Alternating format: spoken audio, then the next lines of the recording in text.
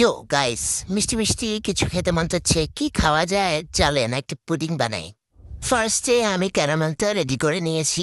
এরপর আগে থেকে মিক্স করে রাখা ডিম এবং দুধ ঢেলে দিয়েছি। এরপর আমার আম্মুর বড় একটা পাতিলে পুডিংটা বসিয়ে দিয়েছি। দেখেছেন গাইস কতটা সুন্দর হয়েছে? আপনারা পারবেন আমার মতো এত সুন্দর পুডিং বানাতে? এখন এটাকে ডিমোল্ড করব, আস্তে আস্তে ডিমোল্ড করব। এখন করব সবচেয়ে বেশি কঠিন কাজ।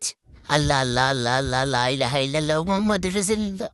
ও সেই হয়েছে দেখেছেন গাইস, কি মারাত্মক দেখতে হয়েছে। এখন এটাকে সুন্দর করে কেটে নেব একদম স্মুথলি। দাঁড়ান আপনাদেরকে ভিতর দিয়ে দেখাচ্ছি। উঠিস না কেন? উঠ উঠ। ওফ গাইস, আপনারা যদি চান এটার রেসিপি আমি শেয়ার করি তাহলে তাড়াতাড়ি কমেন্ট করুন। বাই।